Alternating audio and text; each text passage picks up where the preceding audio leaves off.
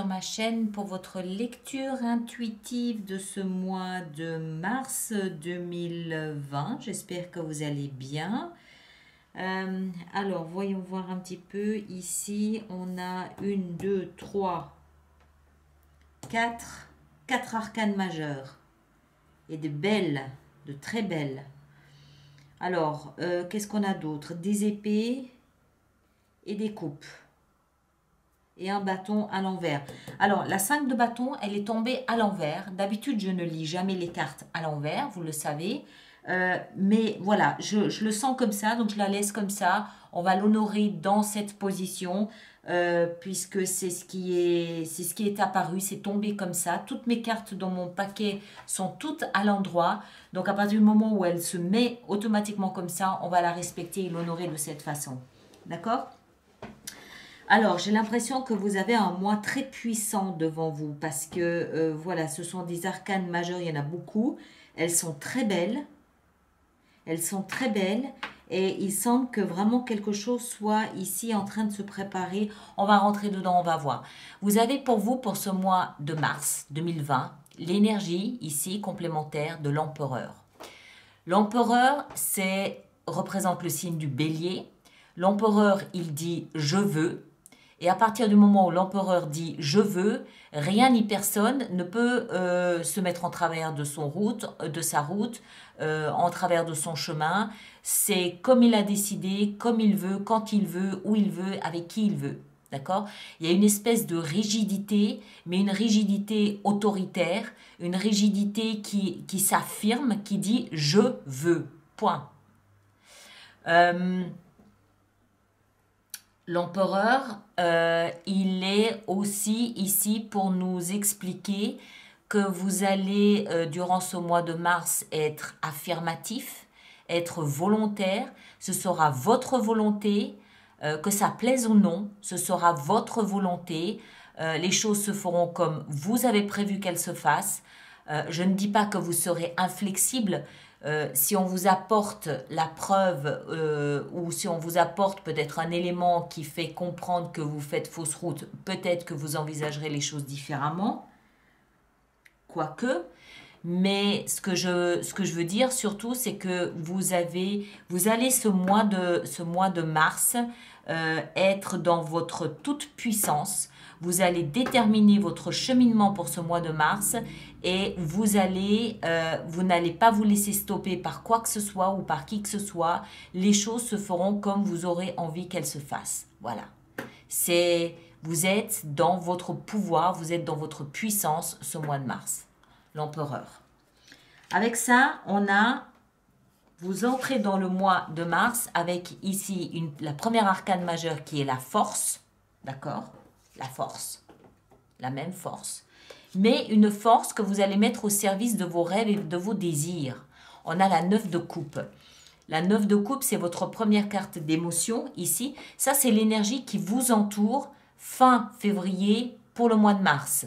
D'accord? Donc, vous entrez dans le mois de mars avec une idée très claire de ce que votre bonheur signifie, que ce soit sur le plan sentimental ou que ce soit sur le plan privé, professionnel, financier, domestique, tout ce qu'on veut, amical, tout ce qu'on veut. Vous savez ce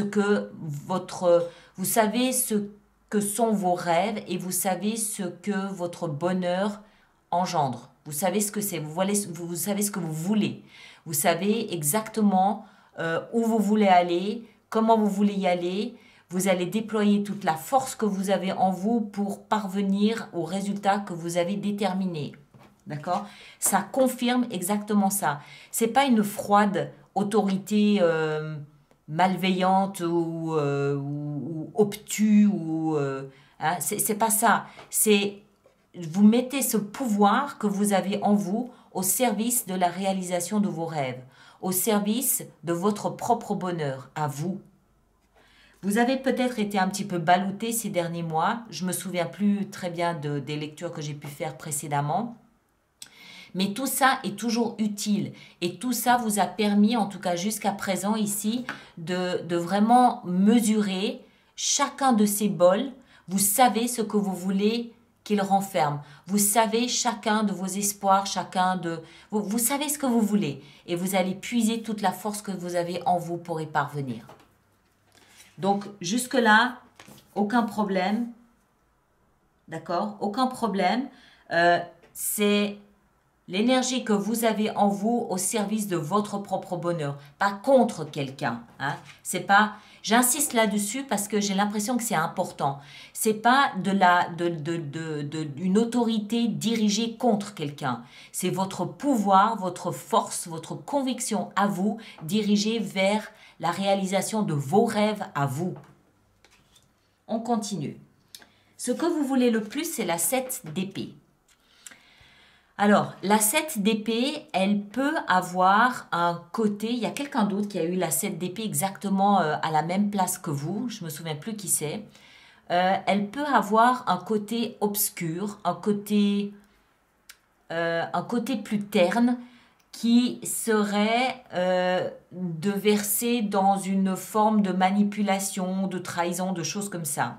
En l'occurrence, ici, exactement comme l'autre signe aussi, cette force que vous avez ici pour vous, pour moi, ce qu'elle indique avec la 7 d'épée, c'est que vous devez réfléchir.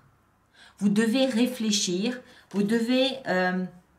parce que l'empereur, il peut avoir ce côté, ok, je sais ce que je veux, j'y vais, je fonce, bélier, hein, je fonce tête baissée dans le tas et puis je fais un strike, tant mieux. Et sinon, bon, ben, on verra un petit peu les dégâts après coup que j'ai pu causer. Et cette énergie ici, dans ce que vous voulez le plus, elle vous invite au contraire à réfléchir. Elle vous invite à analyser la situation. Elle vous invite à peut-être mesurer votre force, votre pouvoir. Aussi, évaluer ce que vous voulez exactement. Qu'est-ce que vous voulez exactement? Vous le savez, vous l'avez en vous, mais peut-être qu'il faut aller sonder davantage. Peut-être qu'il faut aller analyser tout ça pour savoir dans quelle mesure c'est réalisable. D'accord? Donc, un peu de stratégie. La 7 d'épée, pour moi, c'est le joueur d'échecs. D'accord? Il veut gagner. Mais il ne veut pas gagner en écrasant l'autre, en écrasant ses adversaires. Il veut gagner en brillant. Il veut gagner parce qu'il est le plus fort. Mais ça nécessite de réfléchir. Ça nécessite d'avoir un coup d'avance. Ça nécessite d'anticiper. D'accord? Et c'est ça, à mon avis, la position ici de la 7 d'épée pour vous. Pourquoi? Parce que ce qui va vous aider le plus ici, le cadeau pour vous ce mois-ci, c'est la 10 d'épée. La 10 d'épée, c'est une énergie qui nous indique la fin. Alors, normalement, sur les autres jeux de cartes, la 10 d'épée, on voit un personnage qui gît par terre, face contre sol, avec une dizaine d'épées plantées dans le dos. C'est le symbole de la trahison, c'est le symbole du genou à terre, c'est le symbole de je suis au bout du rouleau, voilà, on m'a fait beaucoup de mal, j'ai énormément souffert et voilà. Mais, et surtout dans ce jeu ici, ce que ça signifie au-delà de ça, c'est que vous vous êtes relevé et vous regardez maintenant vers l'horizon. Hein, comme on le voit ici sur cette carte. On regarde vers l'horizon. On s'est redressé, oui, on a trébuché, oui, on s'est cassé le nez, oui, mais on s'est redressé et maintenant on fait un petit peu le point de ce qui s'est passé. On mesure ce qu'on a traversé, on mesure la souffrance qu'on a endurée, on mesure ce qu'on y a gagné, ce qu'on y a laissé et on évalue maintenant quelle nouvelle direction on va prendre. Hein? On évalue maintenant, ok, maintenant que je me suis redressée, quand on s'est cassé le nez, quelle direction est-ce que je veux prendre? Où est-ce qu'il est mon bonheur? On se remet à avoir de l'espoir, on se remet à y croire, on se remet à espérer, on se remet à se dire, bon, ok, j'ai vécu ça, certes, c'était extrêmement douloureux, certes, mais j'en suis pas mort. Je me suis redressée. Et maintenant que je me suis redressée, il faut que je continue mon chemin. Où est-ce que je veux aller? Qu'est-ce que je veux? C'est là où, encore une fois, on a ce mental qui entre en action et où on réfléchit. On ne va pas juste se redresser et avancer sur n'importe quel chemin comme ça. on a appris quelque chose de ce qu'on a vécu. Et cette fois-ci, on va analyser la situation. Et ça, c'est le cadeau qui vous est fait ce mois de mars. Bizarrement, c'est la blessure que vous avez traversée, la souffrance que vous avez endurée qui devient un cadeau. Et quand ça devient un cadeau, c'est parce qu'on a réussi à en tirer l'essence utile, la leçon. Et c'est ça le cadeau pour vous. Dans le défi, dans le challenge, on a cette fameuse 5 de bâton retournée. Alors, à l'endroit, la 5 de bâton, elle nous parle de conflit. Elle nous parle de disputes, elle nous parle de jalousie, elle nous parle de médisance, de ragot, de voilà, vous voyez un petit peu le type de conflit que c'est. Hein, on est le sujet de ragot au bureau, dans la famille. Les gens font des pronostics douteux sur notre avenir, sur ce qu'on a vécu, pas vécu. Peut-être sur ça. Peut-être que quand vous étiez dans cette position ici, poignardé dans le dos, des gens autour de vous ont émis des hypothèses telles que vous ne vous redresserez jamais. Cette fois-ci, c'est fini, c'est terminé, vous êtes descendu trop bas, vous ne pourrez pas rebondir. Ce genre de choses, d'accord? Alors, c'est dans la position du défi. Mais ça, c'est à l'envers. Elle était à l'envers. D'accord? Donc, qu'est-ce que ça peut vouloir dire à l'envers? Ça veut dire, ça peut, hein, je dis peu, hein, je dis pas que c'est pas une certitude, mais ça peut vouloir dire que d'une part, les ragots, la jalousie, l'envie de votre entourage, les conflits que vous pouvez entendre, générer ou voir autour de vous peuvent ne pas du tout vous toucher. Hein, vous pouvez être parfaitement indifférent à tout ça. Vous pouvez aussi peut-être, vous, par votre comportement ici de grande réflexion, désamorcer complètement désamorcer. Ce que ça signifie, c'est qu'il n'y a plus de conflit. Il n'y a plus de conflit. Mais c'est dans la position du challenge. Ça veut dire qu'il va falloir quand même réfléchir un petit peu, hein, analyser, penser un peu la situation pour ne pas entrer dans les conflits, pour ne pas générer de jalousie, pour ne pas prêter le flanc à des médisances, à des ragots, à des conflits. D'accord? Vous voulez, par le fait qu'elle soit retournée, vous évitez ces conflits. Mais c'est dans la position du défi, du challenge. Donc ça veut dire qu'il va quand même falloir prendre sur vous pour désamorcer cette petite bombe à retardement. Petite. Hein? C'est un pétard. Allez, on va dire un pétard mouillé. Voilà. C'est le pétard mouillé. Mais voilà, il va falloir quand même peut-être prendre un peu sur vous. Vous avez toute la force qu'il faut pour ça, d'accord? Vous avez le mental qu'il faut. Et puis surtout, ça vous confère quand même une sorte de sagesse.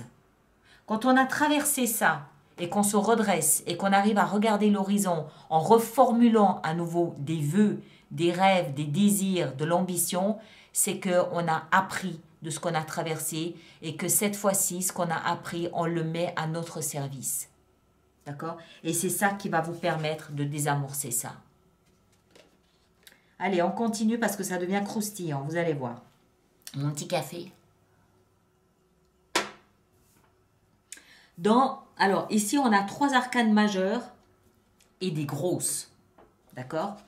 Dans votre vie sentimentale, on a, pardon du peu, les amoureux. Alors, dans la vie sentimentale, clairement, pour moi, ça veut dire qu'il y a une relation sentimentale avec un partenaire extrêmement fort. La relation est très forte. Le lien est très fort. C'est un lien qui vient d'un autre temps. C'est un lien qui était destiné. C'est une connexion, c'est une relation qui est bénie, qui est voulue, qui est... Voilà, il y a quelque chose là de destiné. D'accord ? En plus, les amoureux représentent le signe du Gémeaux. Donc, ça veut dire pour moi que vous êtes clairement dans votre énergie, vous êtes clairement dans votre élément. Vous êtes à votre place dans cette relation. C'est la relation qui vous convient.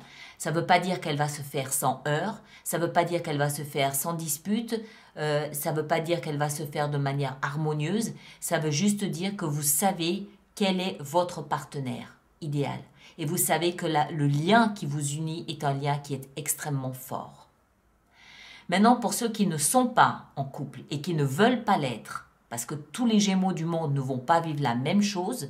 Ceux qui ne le veulent pas, ça peut tout simplement être la rencontre avec peut-être une amitié ou la naissance d'une amitié très forte, destinée, un peu comme si vous reconnaissiez l'autre. C'est comme si vous aviez en face de vous quelqu'un qui vous donne cette sensation que vous le connaissez depuis très longtemps. Quelqu'un qui d'une certaine façon reflète une partie de vous-même. D'accord? C'est comme si vous vous retrouviez, vous, dans le regard de l'autre, de celui ou celle que vous avez en face de vous.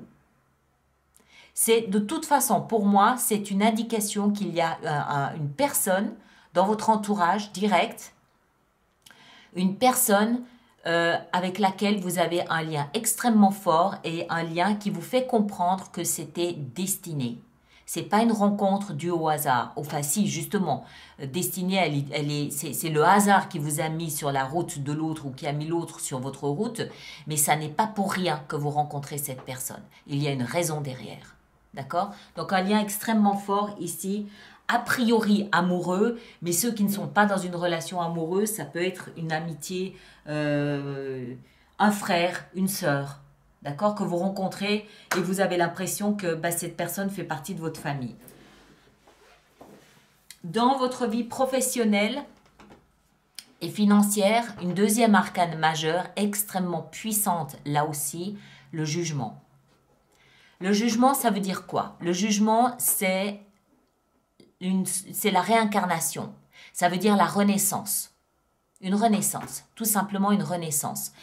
C'est probablement lié à ça. Vous étiez probablement symboliquement mort et là vous renaissez. Vous renaissez de vos cendres. On n'oublie pas que le phénix, quand il renaît de ses cendres, il aura fallu qu'il soit brûlé jusqu'à la dernière cellule.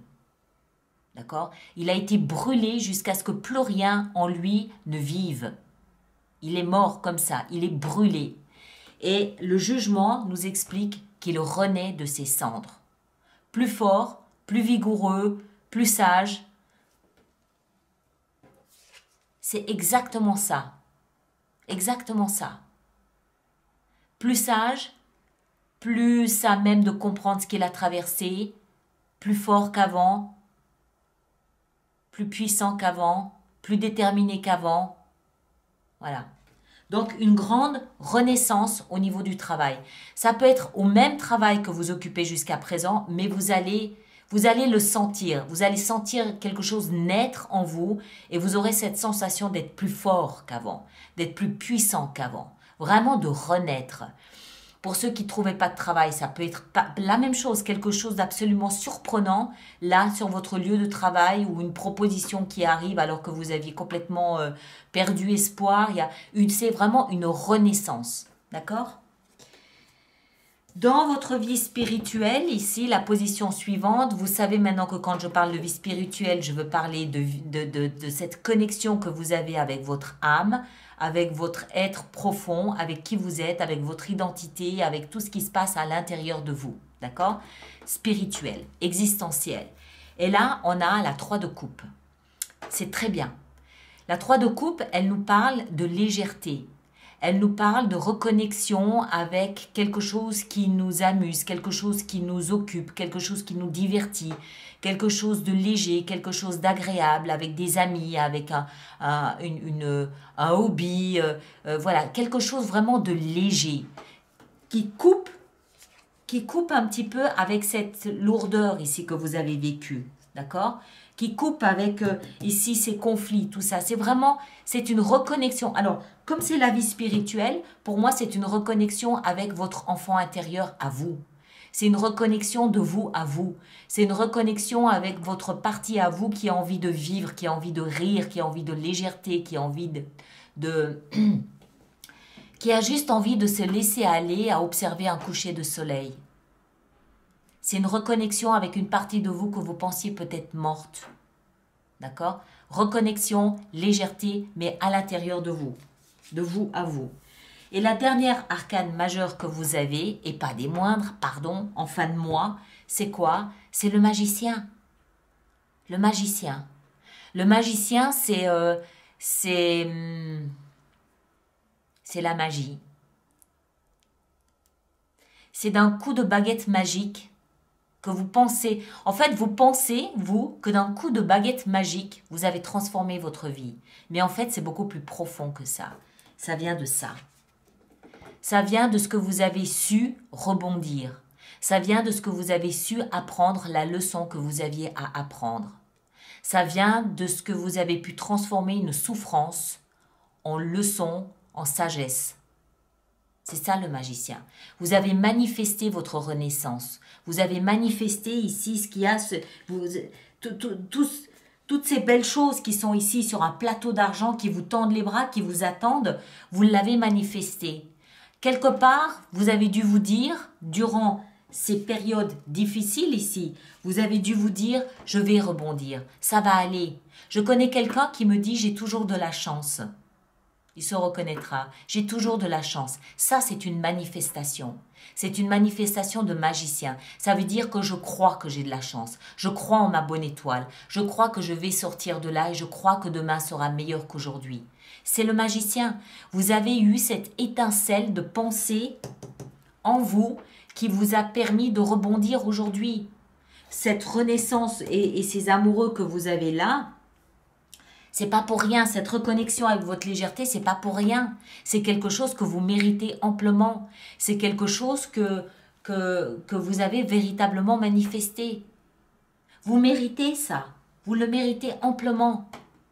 Parce que vous avez eu... Il y a beaucoup de personnes, lorsqu'elles vivent quelque chose de difficile comme ça, se positionnent en victime de la vie. Je suis une victime. Jamais plus je me redresserai. La vie est injuste. J'ai pas de chance. J'ai jamais de chance. Vous l'avez peut-être fait au début, je ne sais pas. En tout cas, aujourd'hui, avec ce qu'on a ici, pour moi, ça veut dire que vous avez d'une part su vous redresser, que vous avez compris qu'il y avait peut-être personne à blâmer, même pas la vie, ou alors que vous étiez peut-être le seul ou la seule à vous blâmer, ou à blâmer, tout simplement. Et que, ok, bon ben voilà, je me suis cassé le nez, je me suis cassé la figure, j'ai compris, j'ai appris et maintenant, je peux continuer sur mon chemin en sachant mieux, en étant prévenu, en étant prévoyant, en étant avisé et averti de ce qui peut m'arriver si jamais je me retrouve dans le même cas de figure. Et ça, c'est ça le magicien. C'est ok, c'est pas grave, je peux rebondir et vous le manifestez. C'est absolument génial. Vous avez un mois... J'ai même pas envie de dire un mois puissant ou un mois fort. J'ai envie de dire que vous récoltez les fruits vous récoltez vraiment le fruit de ce que vous avez investi, de ce que vous avez, de ce que vous avez compris et appris. Vraiment. Et c'est vraiment superbe de voir ça. Vraiment. Bon, allez, on va voir de quelle façon on va pouvoir faire notre extension avec ça. Donc, on va commencer par l'empereur. Qu'est-ce que l'empereur a à nous affirmer, à nous apprendre là-dessus? Pas toutes. Je profite pour vous rappeler que vous avez dans la vidéo d'introduction au mois de mars toutes les informations concernant cette lecture, que ce soit les extensions, que ce soit les abonnements, que ce soit les jeux que j'utilise. Donc, allez voir cette vidéo d'introduction. Vous avez toutes les informations nécessaires là-dedans. D'accord?